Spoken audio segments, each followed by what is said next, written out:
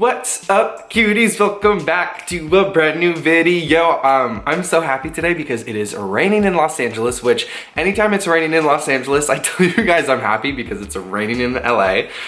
It makes me so happy. I woke up, my window was open, it was pouring rain. I kind of did my hair for the video, but I left it a mess because hello, I'm trying to be on the rains level and just chill out today. I hope you guys are having a wonderful day so far today. If it's your first time on my channel, hello, welcome. I am so glad you're here. Be sure to subscribe to my channel if you're not already so you get notifications when I post new videos. We are so close to 100,000 subscribers, you guys. So if you're not yet subscribed, please subscribe. My goal is to hit it by the end of the year, and I am so confident that we're going to. It'll be a huge milestone for my channel. I can't stop smiling because it's gonna happen, but I'm just so thankful for you guys. So welcome to my channel. For today's video, I thought I'd give you guys a little story time because I had a conversation the other day with my roommate Blake. Him and I have been friends for 13 years. We have been through so much together. Him and I used to go to the same church when we lived in Temecula, and we were there maybe for about 5 years. We were both I was gonna be a youth pastor. He was kind of going in that road. He used to lead the worship team, and him and I both used to lead a purity group in high school, which they should have never let us lead that group. It was bad, you guys. It was bad. But we were reflecting on where we were 6 years ago to where we are today and how much has changed. And we were so grateful and thankful that him and I at least were able to kind of get out, develop our own opinions for ourselves, our own beliefs, and move into a life where we've really experienced so much and built so many beautiful connections because we were able to start living, in a way that really just brought us happiness and joy, and we were able to find meaning in our own way. So with that little background in mind, I thought I would give you guys a little story time about my evolution of being gay and coming into my own and figuring out what I like and love and boys and experiences, because everybody has their own journey, and I want you guys to know there is no time frame for anybody that matches everybody, if that makes sense. You are on your own journey. So if you are 32 years old and you're gay but you're not out of the closet, that's okay. You need to be on your own journey. If you haven't experienced certain things that other people have experienced, that's okay. And it doesn't necessarily mean that you need to. Everybody is on their own journey. So just keep that in mind. Also, because we are talking about something dating-wise, you guys know whenever I do a video like that, I like to give a shout out to SCRUFF, which is a sponsor of my channel. SCRUFF is an amazing gay chatting, networking, dating app for guys like you and me, where you can either swipe to find a match, or you can message somebody to find somebody a little bit closer for something a little bit more casual. The profiles on SCRUFF are great because they're so detailed, so you really know what you're looking for and what you're getting when you talk to a guy you may be interested in. And they also have an amazing venture feature on it, so if you're ever traveling to a new city or area, you can reach out to a local ambassador, see the best gay clubs, bars, safe places to go, and you can also set your location so you can start chatting with guys that live there before you get there. That way you can start making connections. So if you ever are looking for a gay network dating app to hop on, check out SCRUFF. I will have them linked below. They are incredible. I use them anytime I travel. And with that, let's get into the reason I turned on this camera today. So I came out a little bit, I don't want to say late, because I came out when I was ready to. I came out at 20 years old. I left the church I was at 19, and I think 6 months later, I came out publicly to my family, some close friends, and then I came out to everybody during my first Pride at San Diego Pride. So I came out at 20.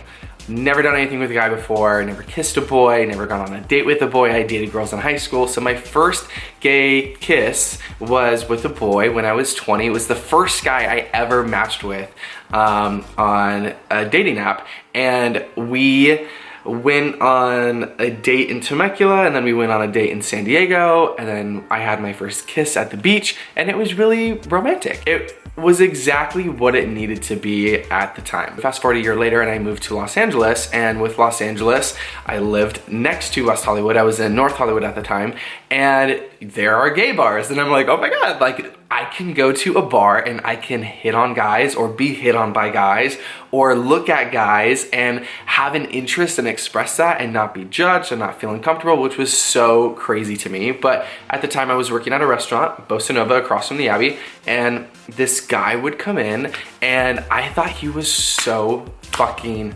adorable, sexy, handsome. But the thing is, he always remembered me when he came in because I was the host, and he was always so sweet. And I remember anytime he would come in and I wasn't the server, but I would bring him to his table, I would find reasons to go over there. So I'd be like, do y'all need napkins? Do you need silverware? Like, what do you need? And he was I just remember he was so sweet. So I ended up leaving Bossa Nova because I moved back to Temecula for 6 months. And a few months later, I saw him on Instagram. So I messaged him and I was like, hey, I don't know if you remember me, but I just came across your profile. And he was like, oh my God, you're the cute host from Bossa Nova. And I was like, oh my God. So we ended up meeting up. We went on a date, and our first date went super well, and it was something that wasn't gonna be long-term, and I knew that, but he was somebody that I really was into and wanted to just experience some first times with. So I ended up losing my virginity to this guy, and I was 21 at the time and he was 40. So it wasn't going into it like, oh my God, this is like a daddy fetish or experience. I wouldn't even consider him a daddy. I mean, maybe like if you put him in like a tribe, but all I knew is this guy's fucking hot.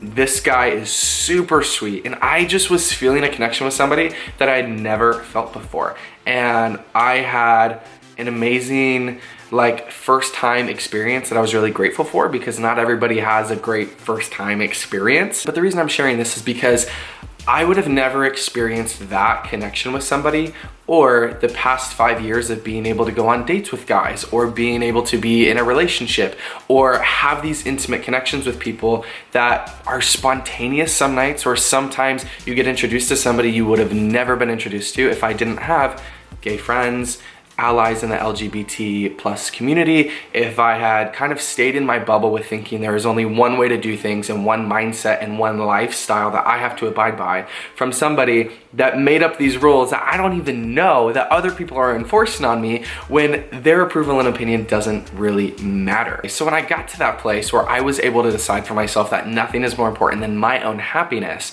I was then able to take, that power and say, I'm gonna figure out what makes me happy. I'm gonna figure out what in life I can experience that brings me joy, and go after it. So I think that's very important for people, especially my viewers, to understand and acknowledge, because maybe you are in that position and you haven't experienced that yet. Maybe you have, and we take it for granted, but I just think it's important to know that you are gonna have multiple amazing, incredible connections and experiences with multiple people in your life. I think we're gonna have multiple loves of our lives. There's like multiple soulmates. If you think about it, there's like 6 billion people on this planet. You think you're not gonna connect with more than one?